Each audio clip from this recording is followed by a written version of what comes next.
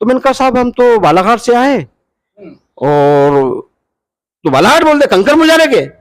हाँ मैंने कहा तो यार बोले तुम कंकर मुजारे का नाम लेते हो, बोले हम उसको शेर बोलते हैं, बोले ये नीतीश कुमार को पलटू राम बोलते तो इनको क्या बोलेंगे? अब ये तो मेरे को ऐसा लग रहा है कि अब इनको पलटू राम बोल दो ना एक बार। अब ऐसा चाचा जी है मेरे, बोल तो दो। अब ऐसा समय को देखते हुए ऐसा लगता है मेरे को ऐसा। और मैं तो फिर जनता जनार्दन से यही कहना चाहूंगा, पार्टी भाड़ में जाए, उनको अपना काम देखना है। आप अपने पसंद का जो आपकी मदद कर सकता है, जो आपका हितैषी है, जो आपकी बात सुनता है, पूरे देश के लोगों ने यदि सोच लिया कि हमें पार्टी से लेना देना नहीं है, अच्छे और कर्मठ जुझारू और शिक्षित लोगों को हम जिताए।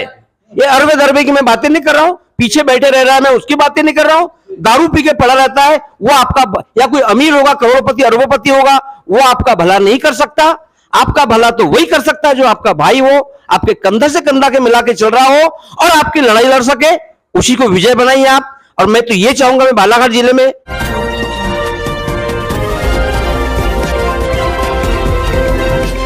दोस्तों नमस्कार, ग्रामीण क्षमता न्यूज चैनल पर आप सभी का स्वागत है। मैं हूं दीपक कुठेकर। यहाँ का लोकसभा चुनाव है और ये चुनाव देश का सबसे बड़ा चुनाव होता है, इसको प्रधानमंत्री चुनाव बोला जाता है। यहाँ देश की जनता अपना एक प्रधानमंत्री, अपना एक प्रमुख देश का व्यक्ति को चुनते हैं। तो यहाँ मेरे साथ बैठे हुए तीन पक्ष के लोग, बाजू में बैठे गंगा प्रसाद जी नागपुर बालाघाट से।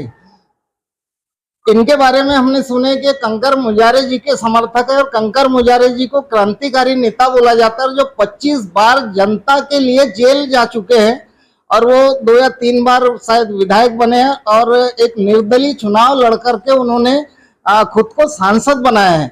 उसके बाद उनके भाई भी सांसद बनते हैं और आज उनकी जो धर्म पत्नी है, जो बहुत ही धर्म संकट में बालाघाट में, जो कांग्रेस से विधायक बनी है, ना वो अपने पति के लिए वोट मांग सकती है और ना खुल के कांग्रेस के लिए वोट मांग सकती है। सबसे पहले शुरुआत करेंगे मेरे बगल में बैठे डॉक्टर लीलारी जी। तो डॉक्टर लीलारी जी से मेरा यही सवाल रहेगा कि सर कब तक कांग्रेस के लोग भागेंगे भाजपा में? कांग्रेस के लोग भागने की जरूरत नहीं है और जिन लोगों को बहुत डर है, जिन लोगों ने गलत कारनामे किए, गलत काम है, तो ऐसे लोग अभी बीजेपी में जाके अपनी शरण ले रहे हैं। और बीजेपी में आपको पता है, सबको पता है कि जो भी गलत काम करता है, अब उनके पास कौन सा है था, गंगा जल है कि वहां जाने के बाद वो पवित्र हो जाते हैं, है ना।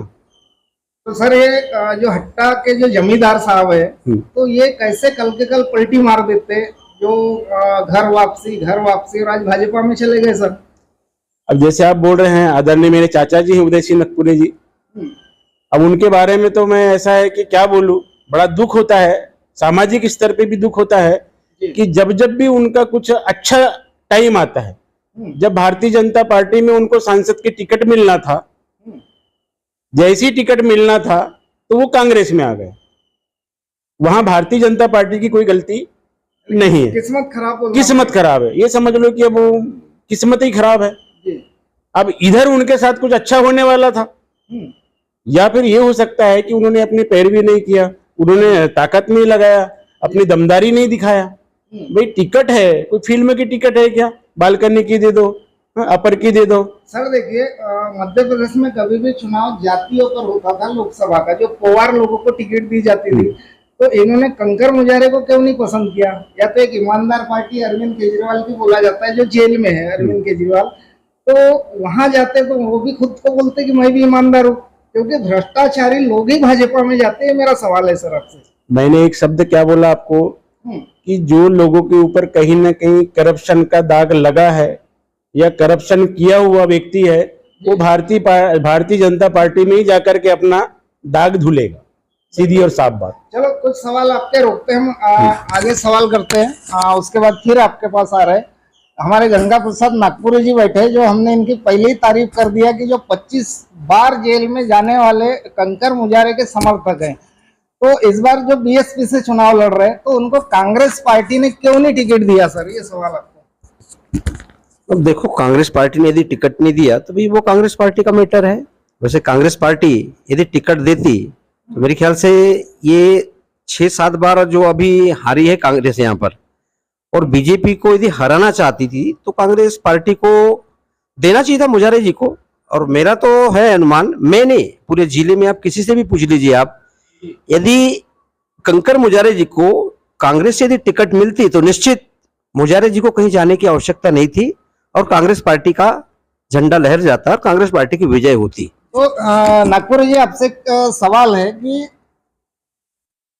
बालाघाट की हम बात करेंगे कि बालाघाट में जो जिन्होंने विधायक का नॉलेज नहीं, जो विधायक चुनाव नहीं लड़ सके हैं, ऐसे लोगों को टिकट दी जाती है।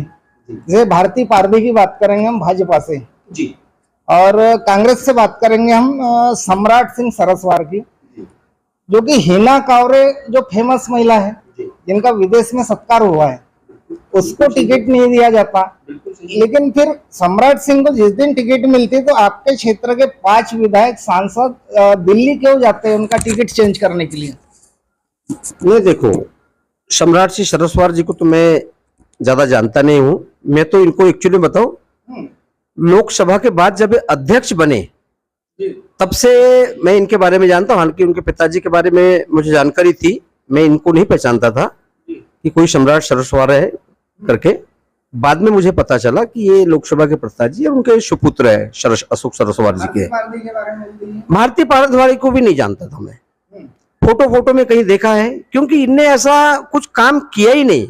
भी क्या होता है, पब्लिक के बीच में जो जाता है, कुछ पब्लिक के हित की बात करता है, पब्लिक के लिए कुछ आंदोलन करता है, उसको कोई बच्चा जानता है। एक सवाल, जो एक में दिग्गज नेता है सर भाजपा के, रमेश भट्टेरे जी, नानू कावरे जी, जो अध्यक्ष बने इस बार जी, है ना, जो गौरी भाव बिसेन जी, तो ये इन तीनों को दरकिनार कर दिया गया है भाजपा ने, ऐसा कुछ लग रहा है आपको?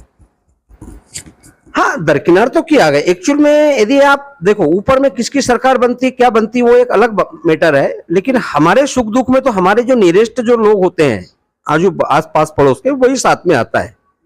वहां कांग्रेस की बने, बीजेपी की सरकार बने, मैं ये नहीं कहूंगा, लेकिन यहाँ का जो सांसद होता है जिसको हम चुन के भेजते हैं, भाई देखो, यदि हमारा प्रतिनिधि अच्छा होगा, दमदार होगा, वो पब्लिक की लड़ाई लड़ने वाला होगा, तो निश्चित में हमारा काम होगा, हमारा विकास होगा, जिले में सुख शांति बनी रहेगी। हम एकदम गुमसुम वाले लोगों को भेज देंगे जो पीछे की पंक्ति में बैठा रहता है, तो ऐसे लोगों को जिताने से कोई मतलब नहीं है।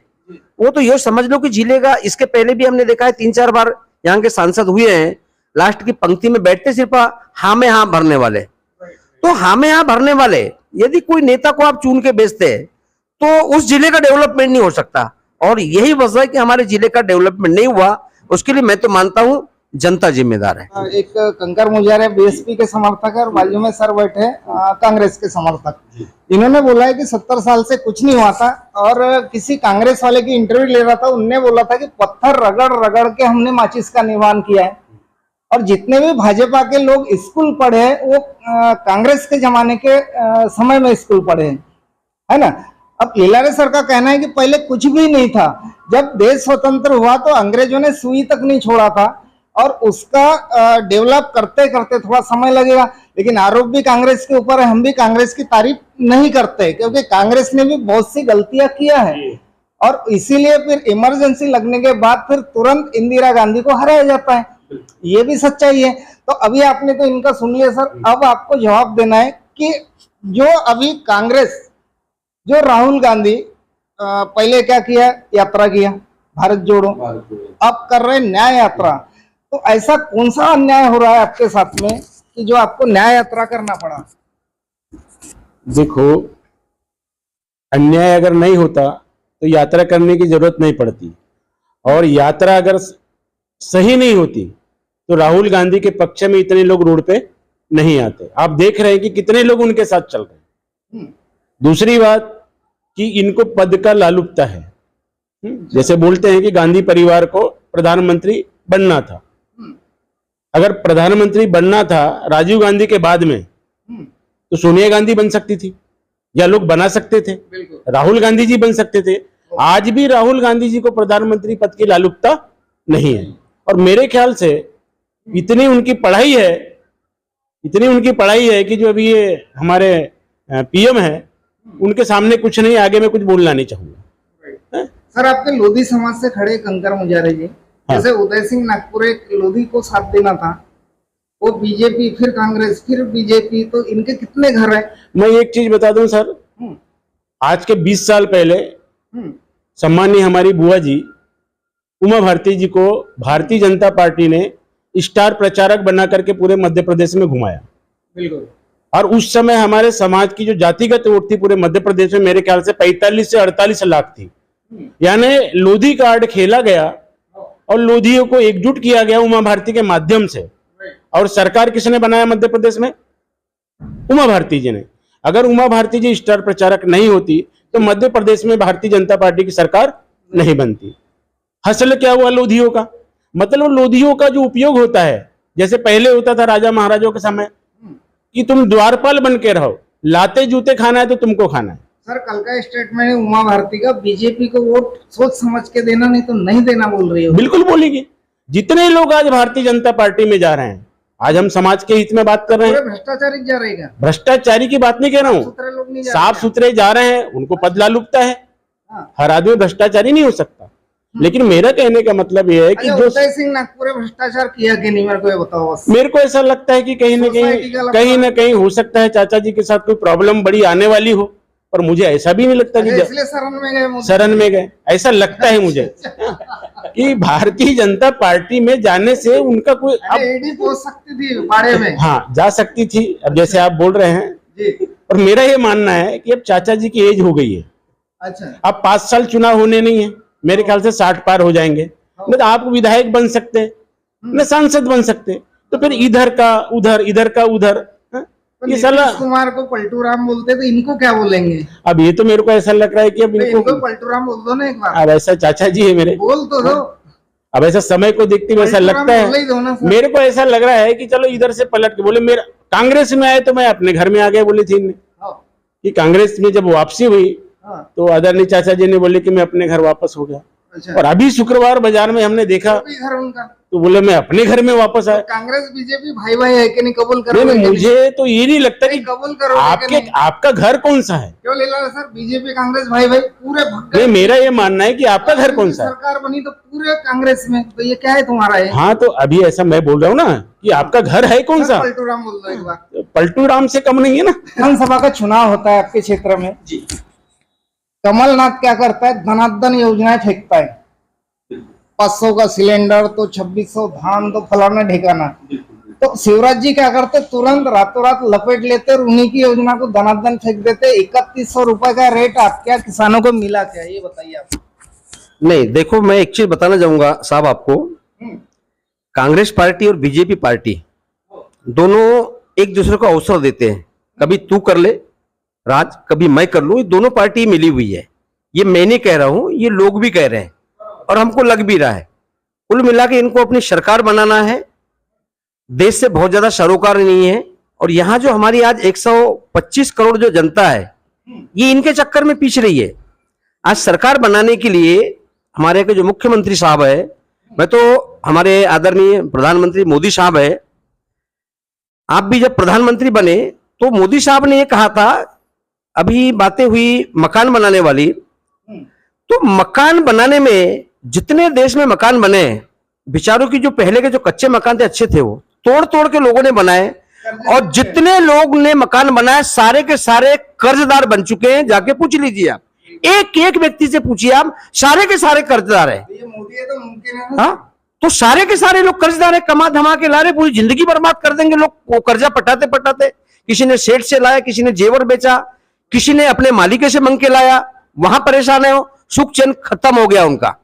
दूसरी बात रही बात किसानों की, मोदी जी ने कहा था कि मैं 2022 तक किसानों की आय दुगुनी कर दूंगा। मुझे ऐसे पूरे देश भर में 5 किसान सामने ला दीजिए आप जिनकी आय दुगुनी हुई। मैं तो बोलता हूं ये 2022 तक क्या 2024 तक किसानों की आय आधी हो गई है। किसानों की आय आधी हो गई, दुगुनी तो रही। हो सकता है मोदी जी उसी को दुगुनी बोलते रहे होंगे। आज देखिए आप, जिस कदर आज किसानों को लूटा जा रहा है, उनकी एक तो जो पहले घर से जो बिजाई पैदा करते थे वो उसको हटा दिया है। तो बीजेपी जो सरकार है, हम भी देख रहे हैं, आप भी देख रहे हैं, तो मोदी जी ने नहीं हटाया है। मोदी जी ने साहब आपकी बारी आएगी, आप बोल लीजिए, मुझे बोलने दीजिए। तो व्यापारियों की सरकार है, बीजेपी सरकार किसानों की कतई भी नहीं है। अभी झूठ बोल के इन्हें सरकार बनाया। 2700 हम गेहूं का समर्थन मूल्य देंगे, 3100 रुपए अपन धान का मूल्य देंगे और मैं आपको एक चीज बता दूं, शायद आपके किसी के ध्यान में नहीं होगी, सरकार ने बोला कि हम 3100 रुपए ध्यान देंगे। आज जिंदगी में पहली बार 65 और 70-7 रुपए चावल का रेट हो गया आज, और 2183 सरकार के कारण, सरकार की बेवकूफों के कारण। में धान खरीद रहे 2183 में धान खरीद रहे व्यापारी लोग, 7000, 6000, 8000 में आज चावल बेच रहे हैं। आज कौन पीसा जा रहा है उसमें? जनता मरी जा रही साहब, जनता लूटी पीसी जा रही है। ये सरकार गरीब की बिल्कुल नहीं है। गरीबों को ने जो मरने के लिए छोड़ दिया है, 5 किलो चावल में कोई परिवार का भरण पोषण नहीं होता, इनके बहकावे में न रहे। और मैं तो फिर जनता जनार्दन से यही कहना चाहूंगा, पार्टी भाड़ में जाए, उनको अपना काम देखना है। आप अपने पसंद का, जो आपकी मदद कर सकता है, जो आपका हितैषी है, जो आपकी बात सुनता है, पूरे देश के लोगों ने यदि सोच लिया कि हमें पार्टी से लेना देना नहीं है, अच्छे और कर्मठ, जुझारू और शिक्षित लोगों को हम जिताए। ये अरबे दरबे की मैं बातें नहीं कर रहा हूं, पीछे बैठे रह रहा है मैं उसकी बातें नहीं कर रहा हूं, दारू पी के पड़ा रहता है वो आपका, या कोई अमीर होगा, करोड़पति अरबोपति होगा, वो आपका भला नहीं कर सकता। आपका भला तो वही कर सकता है जो आपका भाई हो, आपके कंधे से कंधा के मिला के चल रहा हो और आपकी लड़ाई लड़ सके, उसी को विजय बनाइए आप। और मैं तो ये चाहूंगा, मैं बालाघाट जिले में आपका दोस्त, आपका भाई कंकर मुजारे की मैं बात करूंगा, क्योंकि मैंने आज तक बालाघाट जिले के, मैं तो देश की बात करूंगा, पूरे देश में वैसा क्रांतिकारी व्यक्ति मैंने आज तक नहीं देखा। मोदी जी के दोस्त यदि हम कंकर मुजारे को नहीं जिता रहे हैं, अपने पैर पे कुल्हाड़ी मार रहे हैं। मैं आपको एक उदाहरण बताऊं, मैं एक बार दिल्ली गया था, ये आज लगभग 87-88 वगैरह की बात है। मैं 3-4 लोगों के साथ में गया था दिल्ली, और हम वहां एक होटल में रुके। तो उन्होंने हमसे पूछा, उस होटल के मालिक ने, बोले आप कहां से आए? तो मैंने कहा साहब हम तो बालाघाट से आए। और तो बालाघाट बोलते कंकर मुजारे के? हाँ। मैंने कहा तो यार, बोले तुम कंकर मुजारे का नाम लेते हो, बोले हम उसको शेर बोलते हैं, बोले। और उसने अपने जो उनके जो लोग थे, कर्मचारी लोग थे, उनको बोला ये हमारे, बोले हमारे लोग हैं, बोले इनको किसी प्रकार की तकलीफ नहीं होनी चाहिए।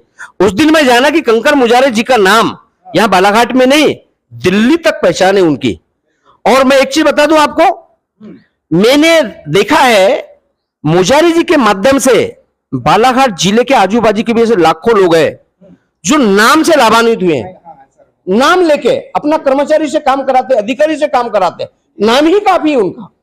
और इसका एक एग्जांपल मैं हूं, मैंने तो भी प्रैक्टिकल करके जब देखा, मैंने उद्योग कार्यालय से अपना ऋण लेने के लिए फॉर्म भरा था मैंने।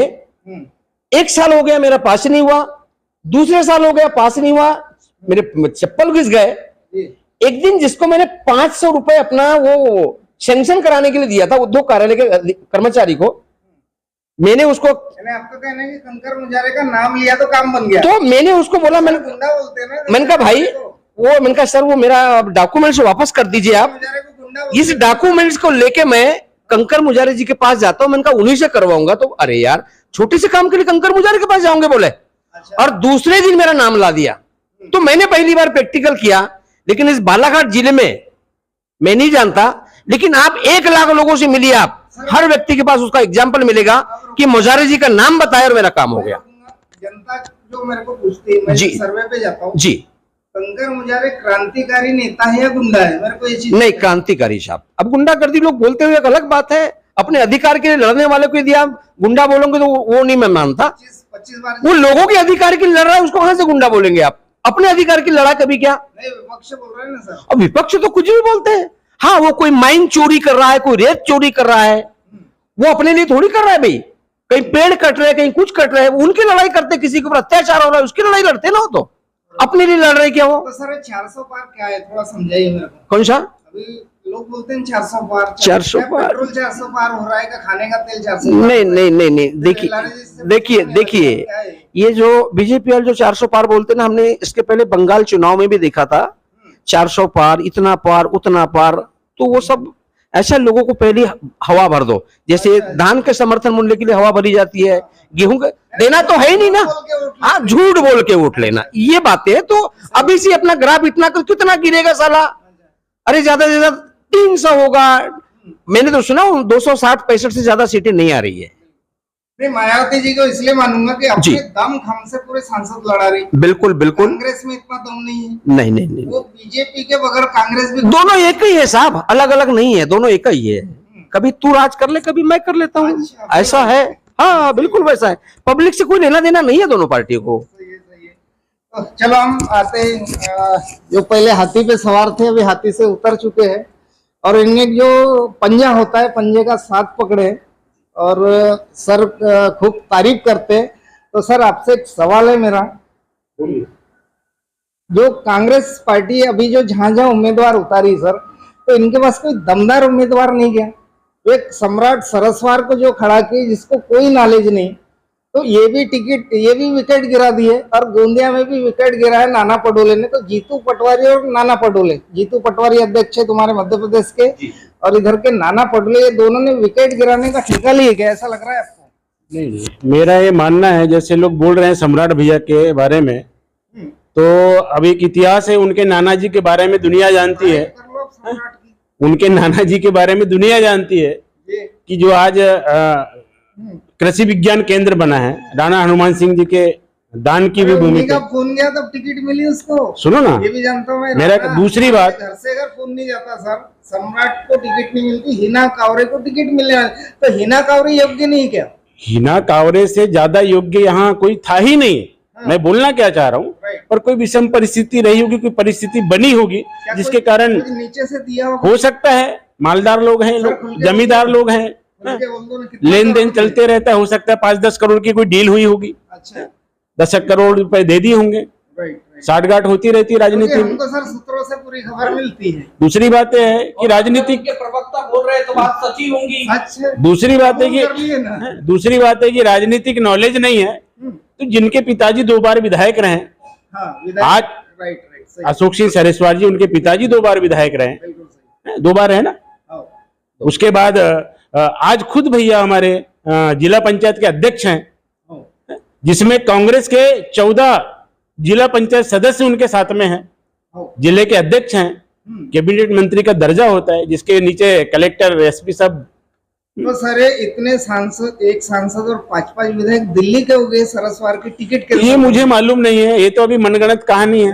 देखो, सर हमारे पास, अब हो सकता है आप पत्रकार लोग हैं, आप एडिटर हैं, तो उनने डमी साबित कर दिए ना, अब जनता क्या करेगी? मैं कह रहा हूं अगर डमी साबित होता तो हिना कावरे जी क्यों मेहनत करती, अच्छा, विक्की पटेल जी क्यों मेहनत करते नहीं, हैं, कर्तव्य पूरा कर रहे सर। हमारी भाभी जी, अनुभा भाभी जी क्यों मेहनत करती कर्तव्य निभा अपने रहे। पति का। देखो, उनके साथ बहुत बड़ा धर्म संकट है। सही है, एक तरफ पार्टी की वफादार नेता है, रात दिन सम्राट भैया के लिए काम कर रही हैं, दूसरी तरफ पति आरोप लगा रहे हैं, लेकिन उनने कहा कि मैं दोनों धर्म को निभाऊंगी। राइट पत्नी धर्म भी उनने निभाया जी। और पार्टी का कर्तव्य को भी पूरा कर रही है। और आज बाबा साहब आम्बेडकर का जयंती है, और जो हमने अपने अपने इन्हें खुले विचार रखे हैं, और जो भी विचार जिसको अच्छे लगते हैं तो कृपया हमारे चैनल पर कमेंट करिए, और अपने विचार आप रख सकते हैं।